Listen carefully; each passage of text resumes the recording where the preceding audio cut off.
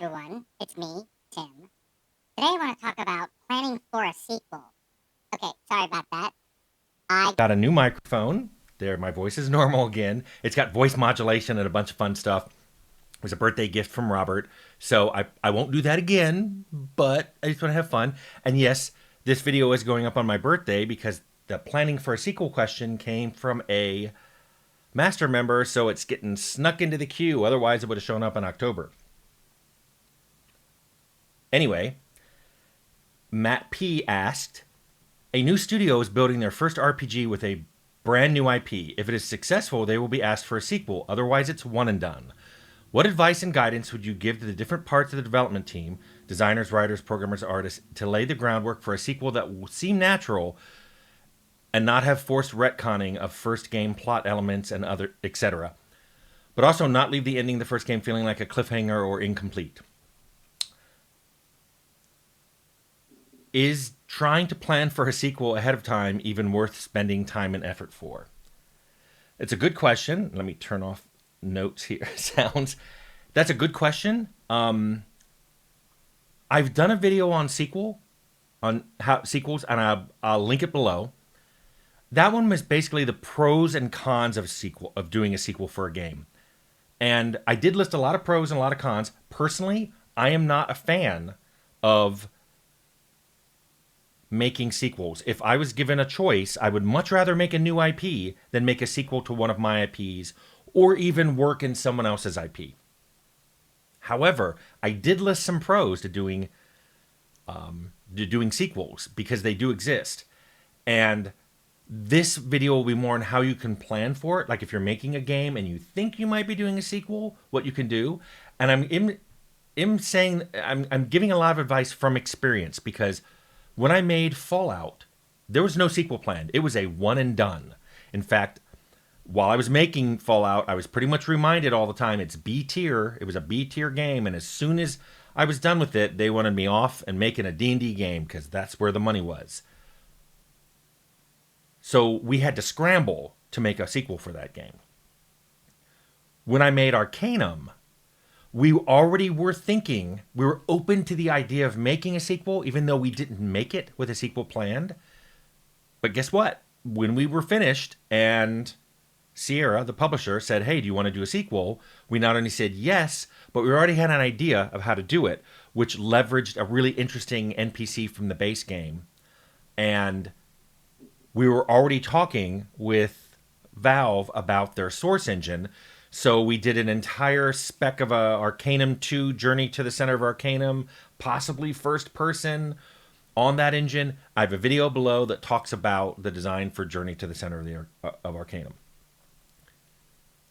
Which brings us up to recent when Leonard Boyarsky and I did the design, laid down the initial groundwork for a brand new IP for The Outer Worlds.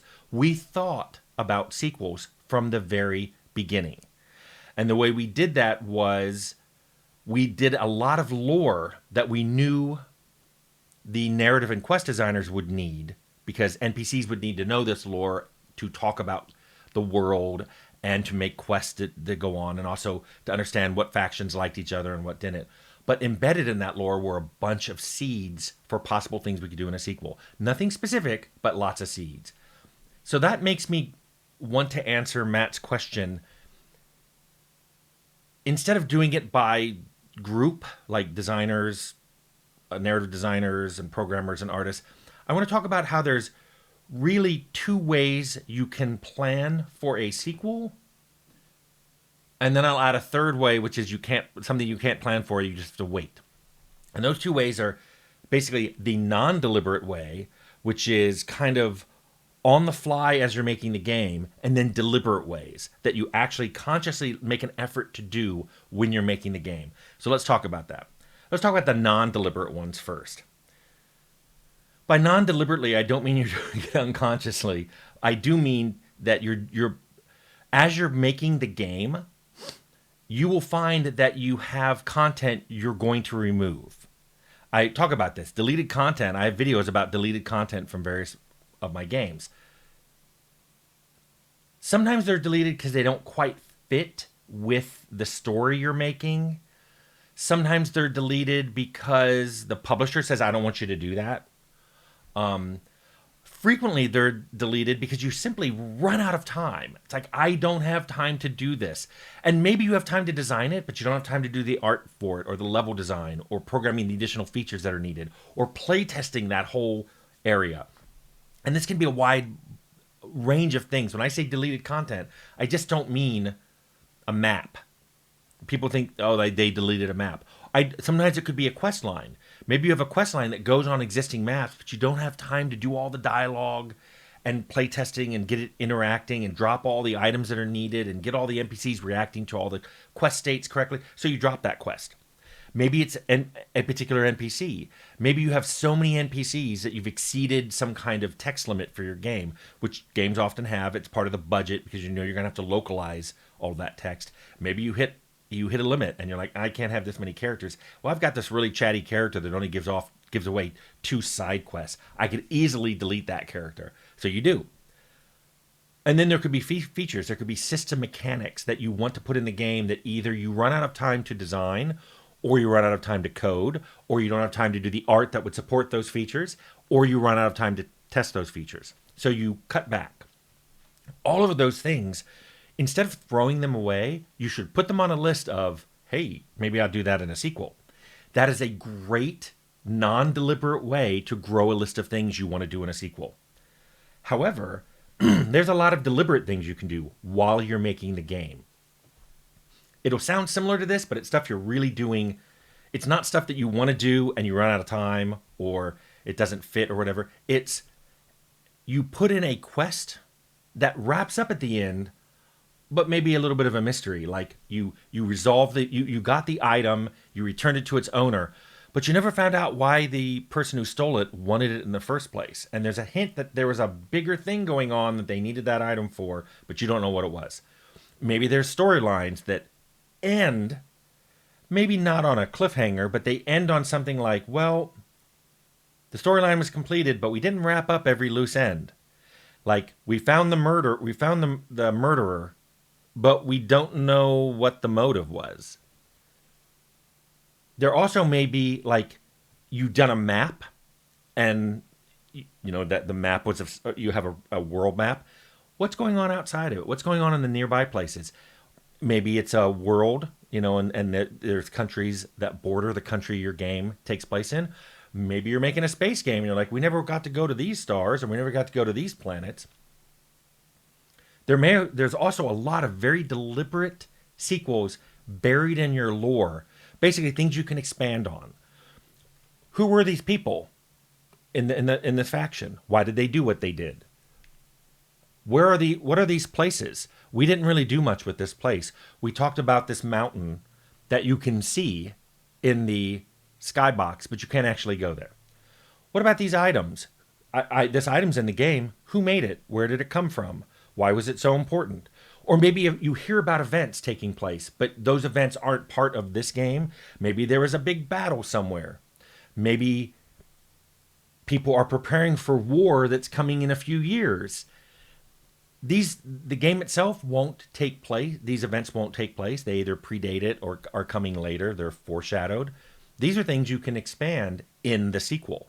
And these are a great way of doing deliberate seeding of your game's lore and characters and quests and items to provide leverage later for a sequel. Now, in addition to these, those are the 2 main ways, the deliberate and the non-deliberate. However, I always recommend to teams, and especially new teams, because they tend not to think about this. When you're designing, when you get to your sequel and you've got all these ideas for things you want to put in it, save some bandwidth for post-ship ideas. And what I mean is, you may have a huge list of features and NPCs and quests and storylines and maps that you want to make for the sequel. Don't fill up all of your available time to make the sequel with those. Save about 10 to 20% for things you will come up with after the game ships. And here's where those ideas will come from. There will always be people on your development team that will go, gee, I wish we had done this. I wish we'd had grenades, or I wish grenades had shown arcs, or I wish we'd had a grenade launcher or whatever. And you're like, yeah, we just didn't have time to do all the art and code for that. Boom, sequel. Maybe it comes from the reviews.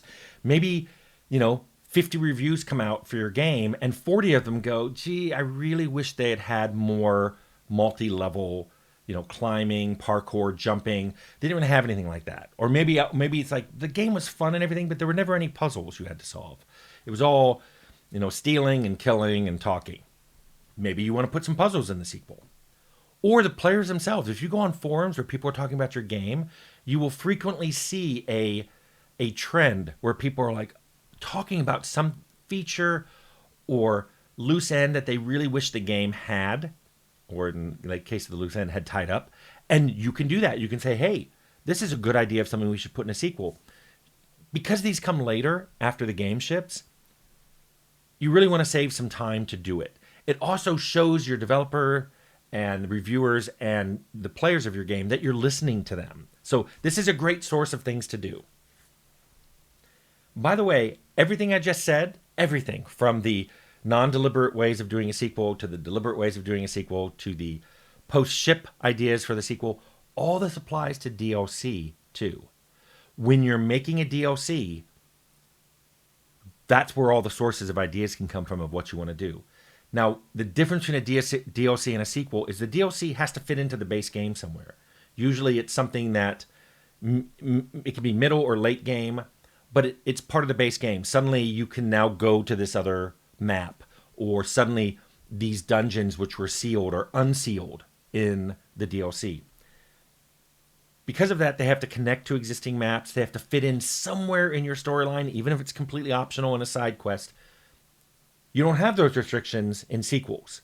But sometimes having a restriction like that can really help you because it constrains you creatively and forces you to kind of narrow the scope of what you're trying to do, which often makes for a better game. Sometimes if the bounding box for your ideas is so big, if you have a game that could be about anything, it's frequently about nothing.